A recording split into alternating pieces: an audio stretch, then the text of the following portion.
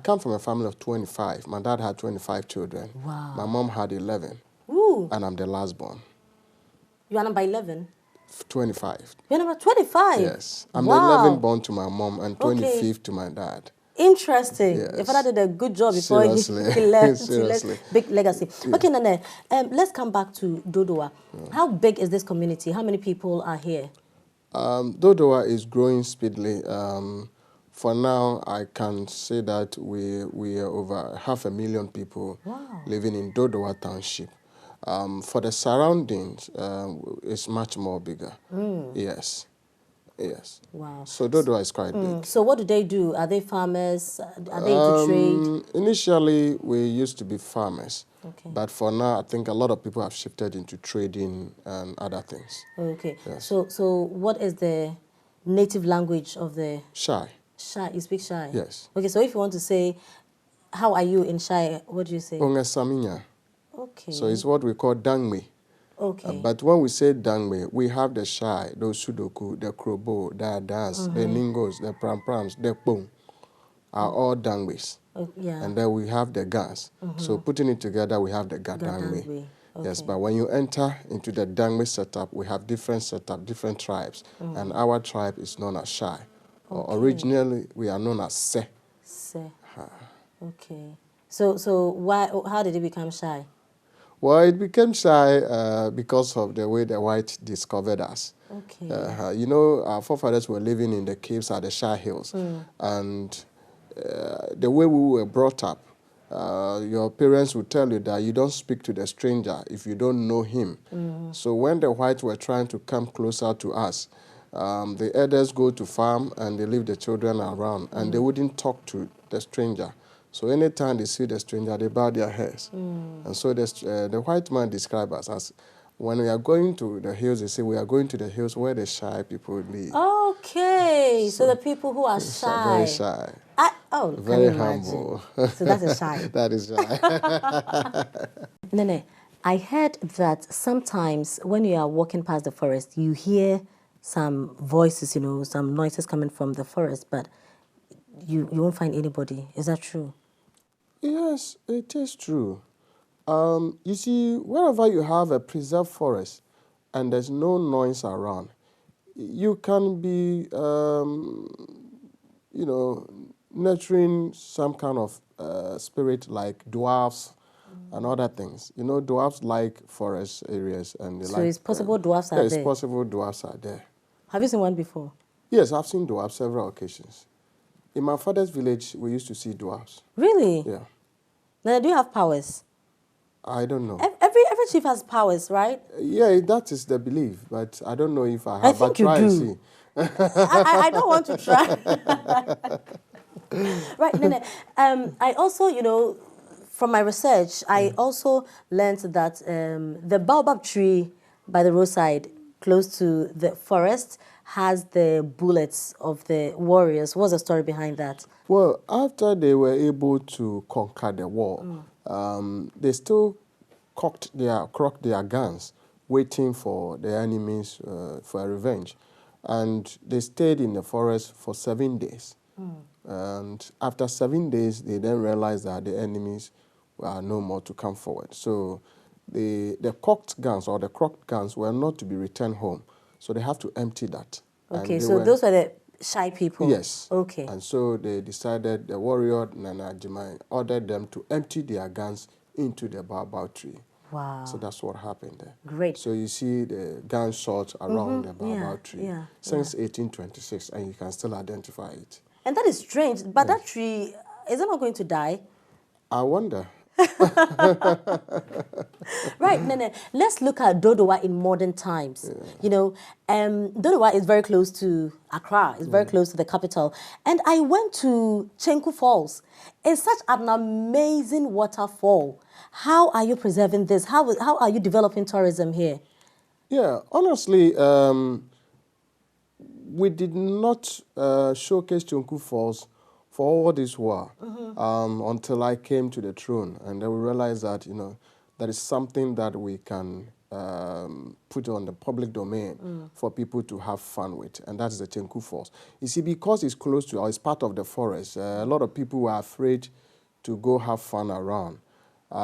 There is also the belief that there is also a spirit living within the falls. Really? And it could be true because occasionally when you visit the like holiday making days like this, the more people come, the noise they make the water comes more.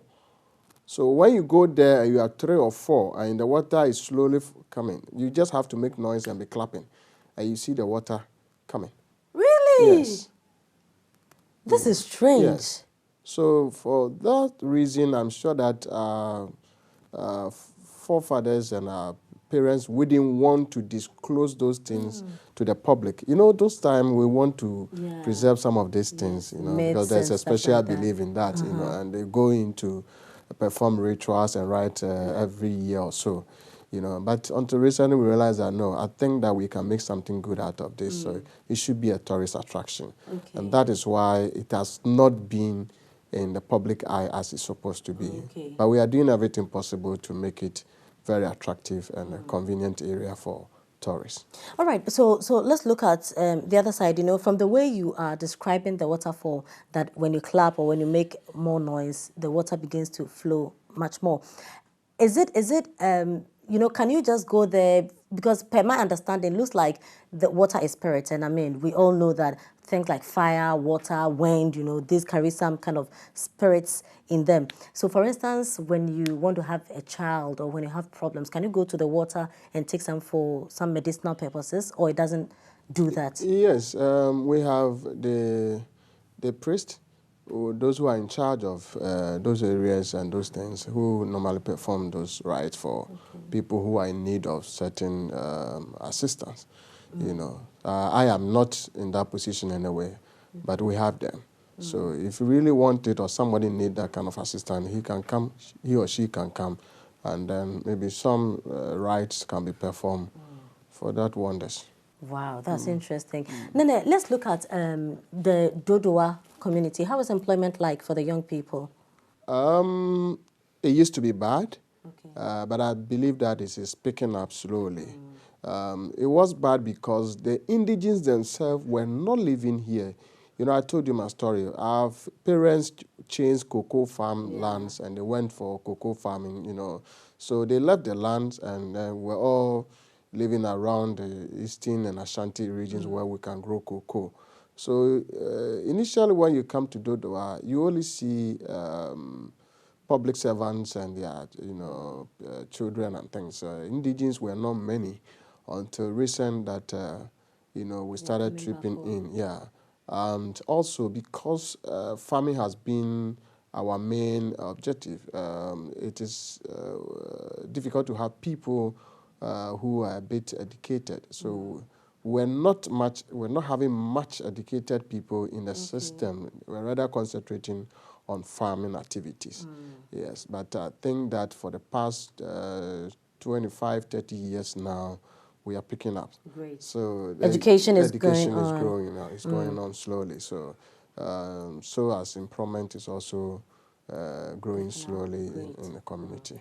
Great. Okay. And then, so I was asking that from the way education is picking up and employment coming to the people, does that mean that you don't have any challenges in your community?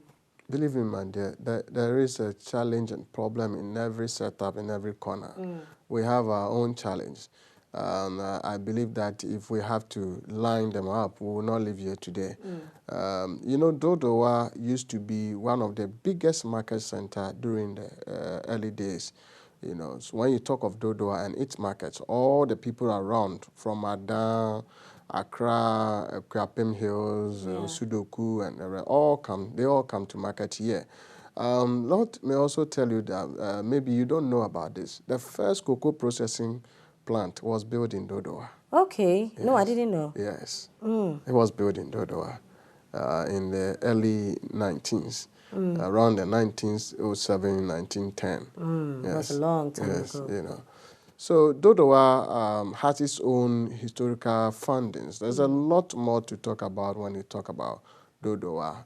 You know, talking about the bees making, we used to have the bat forest. Now the bats has moved to 37. They used to be here. They must have migrating. They are eventually they'll be a Flagstaff house. Yeah, so you know, and then one of the colonial governors also lived in Dodowa. That is Gordon Gorgesburg. Oh, really? Yes, he lived and I like died. that man. Yes, he He lived has a and beautiful died here. name. Yes, and that is his house is now where we are using as a regional house of chiefs. Okay. That's where he lived.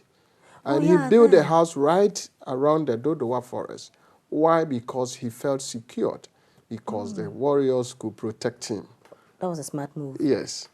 You know, so Dodowa used to be one of the first areas that benefited from electricity and a telephone because the governor was living here. And yeah, he's a Right, great. you know. So we have our challenges. For years, the market collapsed, and later we have revived it. Okay. So now you can see the marketplace, which has been a permanent market in place. And the challenge that I see now is that I think that we need much bigger, more space for the market, because a lot more people come from Medina, Uyibi, Amenshia, all the people along the road to Adenta come to market at You are the Dodowa. custodian of the land, so.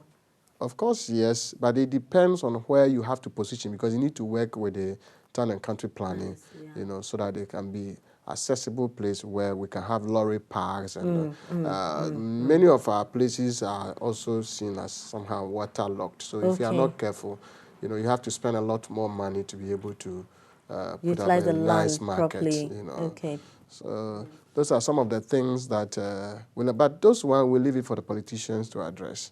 We all know that our election is just near, but I believe that we are not the only country that is going for election, especially this year. The Americans are doing the same, and if we want to do it, then we must do it well. I'm sure you are aware that this is the 7th time we are going for election, and so I don't see it to be strange, and I don't believe the fact that we are going for election, so there must be crashes. No, we are Ghanaians, we are brothers, we are sisters, and so we must see ourselves as such. Let us remember the loved ones, the fun that we have together, the parties, the good things, the funeral meetings, and everything that we do that brings us together as Ghanaians. The good music, you know, that we've been listening. And the football. And the football, you know. All the things that we do that unify us as Ghanaians. Let us remember that one. And remember that election could also unify us rather than separating us. So I'll urge all Ghanaians to go vote peacefully, and let us make sure that we exercise peace before, during, and after the election. Thank you, and God bless us all. You know, in order to get to the caves, we had to come through the Shai Hills Reserve, you know, and then meet the officials here who were very, very welcoming and very nice people. Nene also spoke to them, and so our work was pretty much very easy coming here. And with my experience at the cave, let me not say much.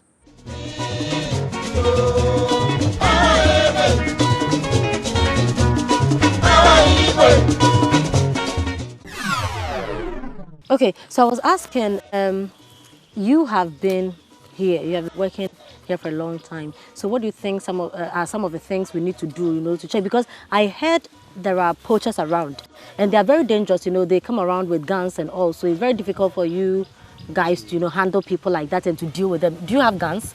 We have guns. Okay. Actually, our first priority is to make sure that we protect the plants and animals we have here. Yeah. Even tourism just came in recently. But our main priority is to protect the plants and animals that we have here. So you kill somebody because of the animal? No, we don't care. We arrest them, Okay. take them to the police, and they prosecute them. But you've been here, what do you think are some of the things we need to do, you know, to make the place a better place and to help deal with the issue of poaching and all?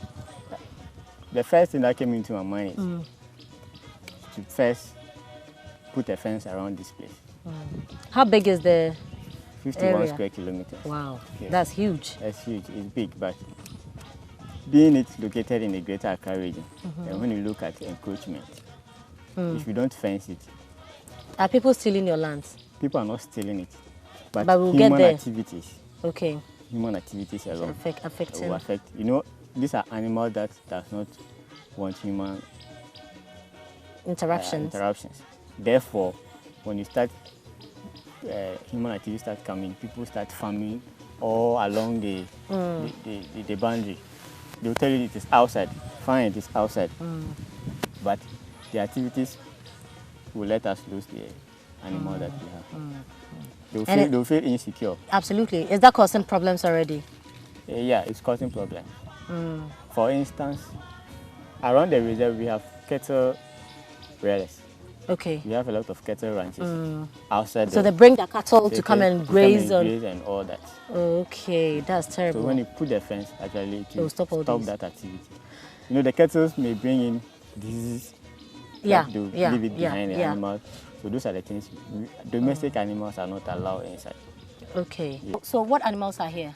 Yeah, since it's a protected area, it has been protected for a very long time now. Therefore, it will harbor some animals. So we have 3 monkey species. Okay. You have the olive baboon, you have the green monkeys, and you have the spot-nosed monkey. How come you don't have Mona monkeys here? It depends on the area. The area. Okay. You know, every animal inhabits where they get food, water, shelter, and they reproduce. So it depends. If this place is not suitable for them, you don't see them here. Okay. But in Ghana, we are lucky to have so many vegetation zones. Yeah. The same way the animals are distributed. So that is what we are lucky to have. Okay. Yes. And we also have antelope species. We have the Cobus cub, we have bush bucks, we have oribis, and then we have dikers. Okay. Also being the antelope species. Then we come to the reptiles, where we have the 2 python species here, the African python, we have the royal python, you have the parfada. So we can find them anywhere? Anywhere around. That is what is wildlife. Yeah. You asked a question about rakes.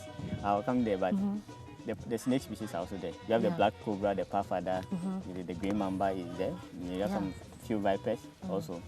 These are some snake species we have. How dangerous is your job? Because it sounds very risky and dangerous, right? Our job is very risky. Even with the poachers I spoke about. Yes, somebody can harm you. Our enemies. Their enemies. We are their enemies because we are stopping them from their profession. Yeah, from getting food. When they see us, we are enemies to them. So we are very careful, especially when we move to town.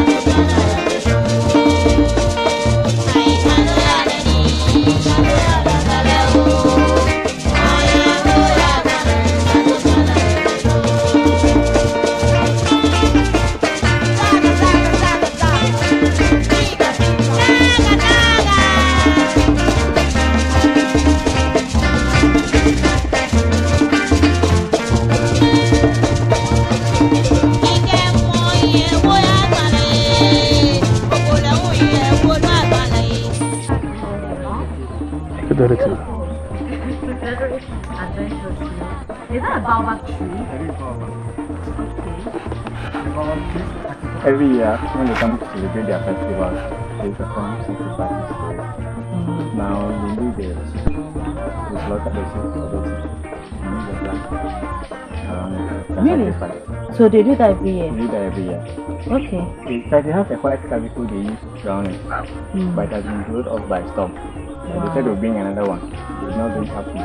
Yeah, so when the calico was going, the gods didn't do anything. Didn't go there. The god is the tree is still there. But you know, there's also some economic benefits of the the bulb. Oh, but yeah, yeah. The leaf is edible.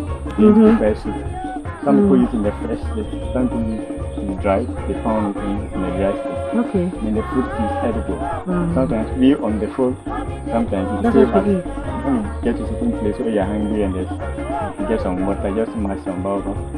Really? And you're okay. Wow. Other countries, they make very good use of it in ice creams.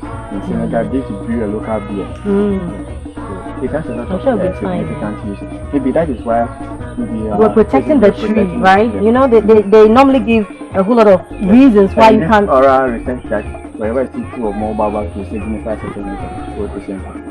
Oh, really? So here we have 2 or more. Another one is there's more around. Interesting. Most all the cultural sites. You get to the culture, have baobab to I see. So where are we going? So where are we going now? So we're going to the next cultural site. Actually, that is where they perform the depot rite. Okay. So it's another interesting place to visit. Is it far? It's not far from here. Okay. Is it as dangerous as this? No. That is an open rock that you are going to walk on. Okay. Oh, let's go.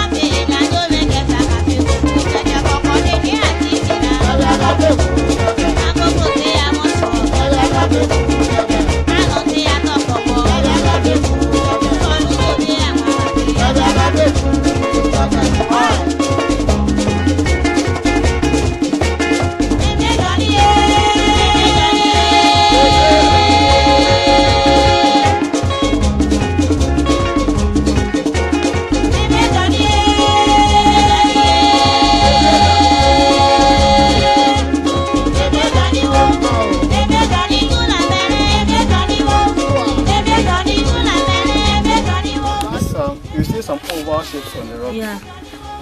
They are the places where the depot girls used to grind their spices, the things that they used to cook. You know, there were no grinding mills those days.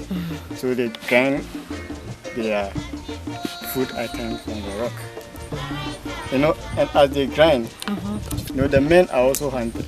Yeah. The weapons that they use in hunting, they sharpen it inside. Oh, okay. So you see the shape of the rock, and you see another set of line inside. Yeah. Because of the weapon sharpening. Okay. On the rock.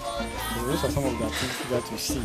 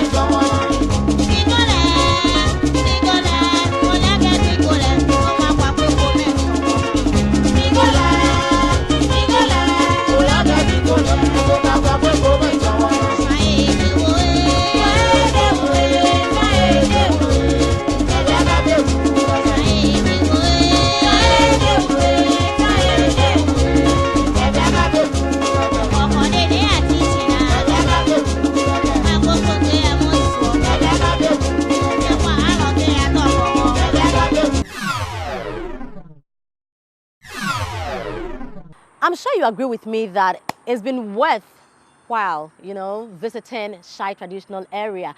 And this is not too far from the Central Business District. And so any holiday, anytime, you can visit Chenku Falls, you can visit the Dodowa Forest, and of course the caves. There's so much Shai traditional area has to offer. I've really had fun, and I believe that you've also added so much knowledge to your tourism destinations in Ghana and also to the history of Ghana.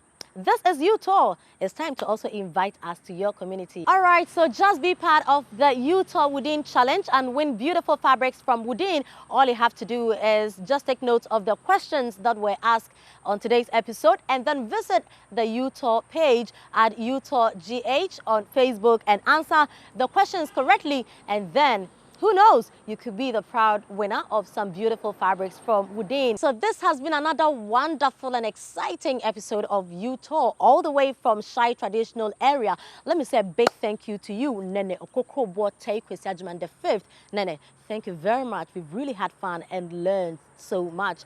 And also to your elders and the people of Dodowa and the entire Shai traditional area. Also to you, Shai Hills Resource Reserve Wildlife Division. Moses and William, thank you very much. You guys were just amazing, and thank you for everything that you help us acquire. Thank you also very much for watching U-Tour and being part of the U-Tour Within Challenge. My name is Prema Ashka. Have a great evening.